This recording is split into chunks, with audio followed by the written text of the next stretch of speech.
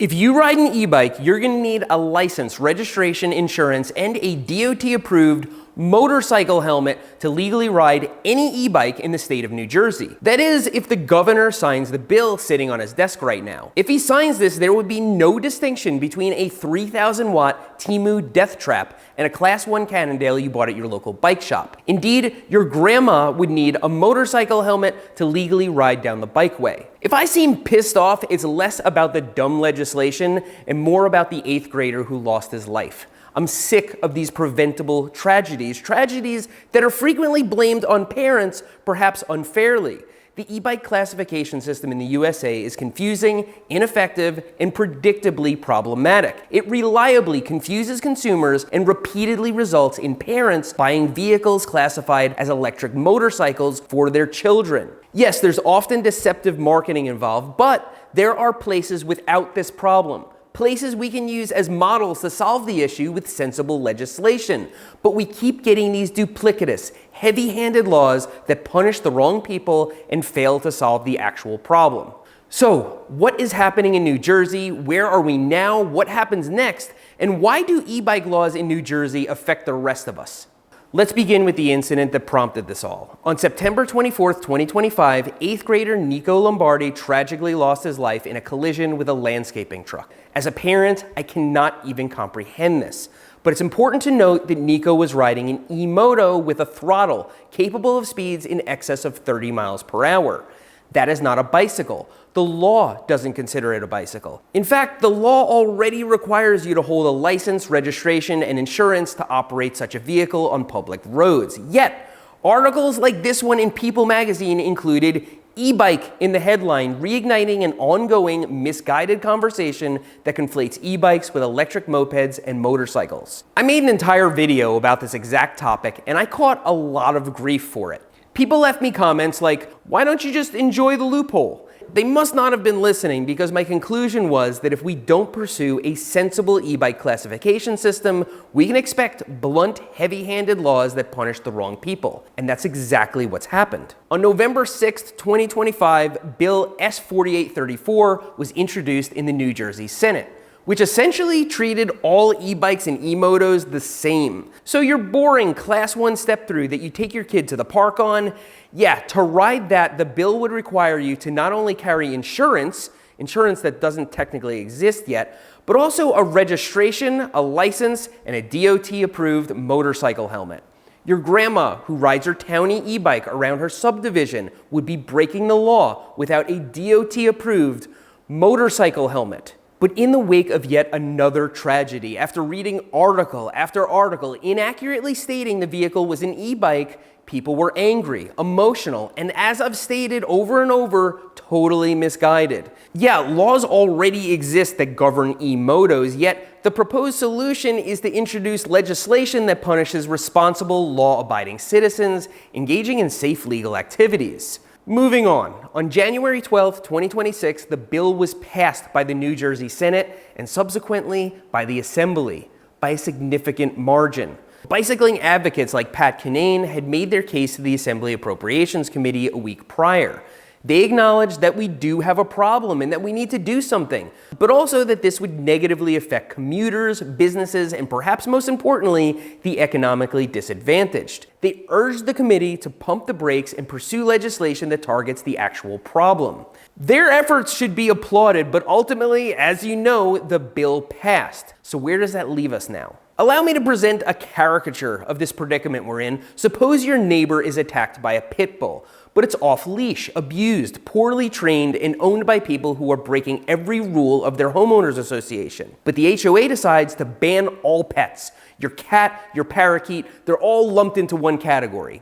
It would solve the problem, in theory, except it only punishes the people who follow the rules. People who leash their dogs or keep their pets inside their house or yard. The people actually responsible who didn't follow the rules presumably continue not following the rules. Now, this is not a perfect analogy because in the case of illegal e-bikes, there's already an effective framework in place that we can implement.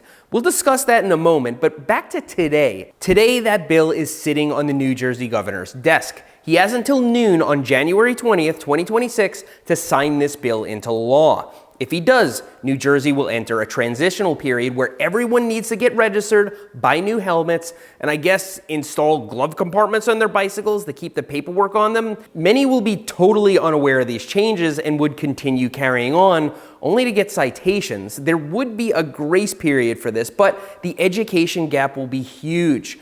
Rather than visit a DMV and figure out how to get insurance on a step through Cannondale, many are going to turn to their local bike shops for help, only to find that they have gone out of business.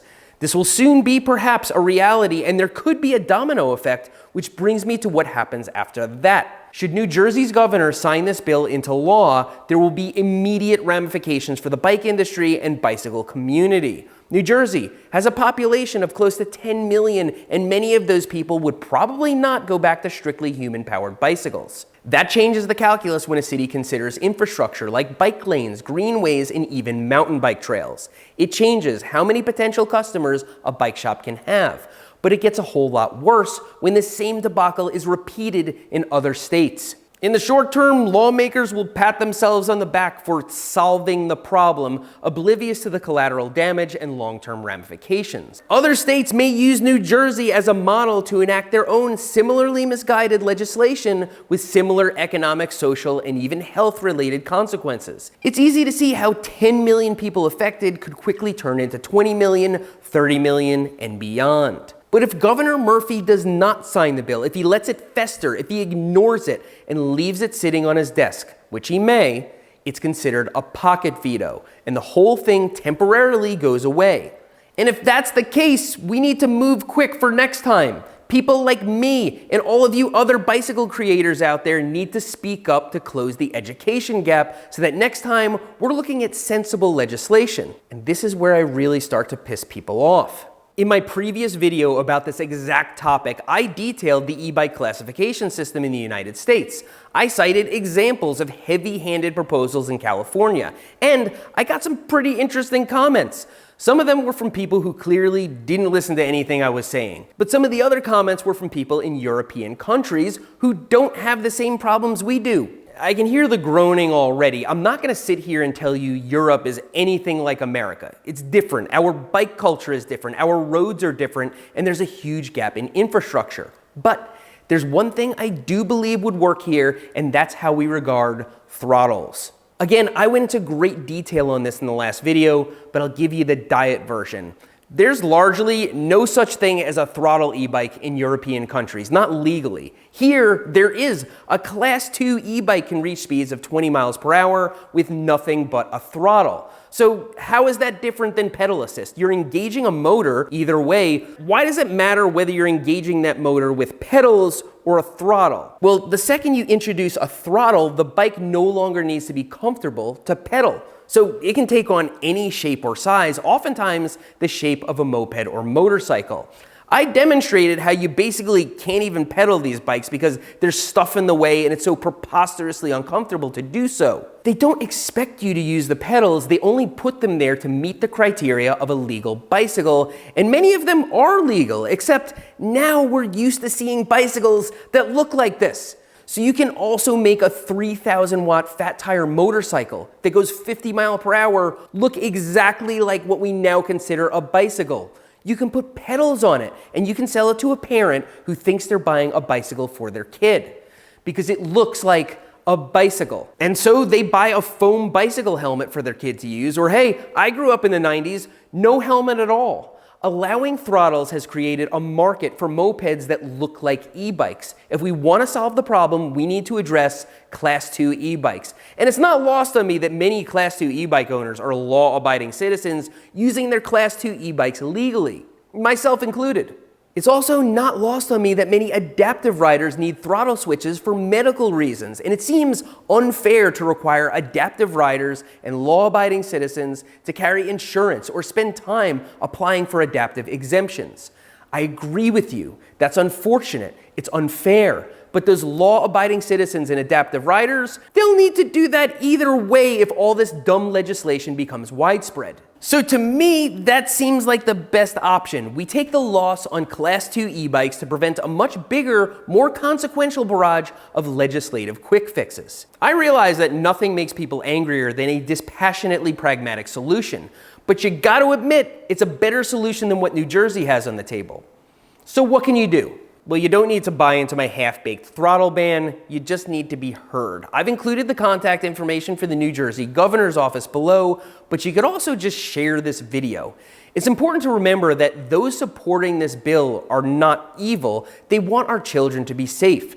They're not bicycle experts. We're not lining up to solve the problem sensibly, so they're addressing it the only way they know how. And at this moment, they're pretty dang close to getting it done. Just remember that. I suggested in the last video that we should reclassify everything with a throttle, and I got endless grief for it. So have it your way. Let them solve the issue and watch US states fall like dominoes. So I'll repeat myself. We have to make some kind of reasonable concession and push to enact it ourselves with a chisel, or someone else will do it with a sledgehammer.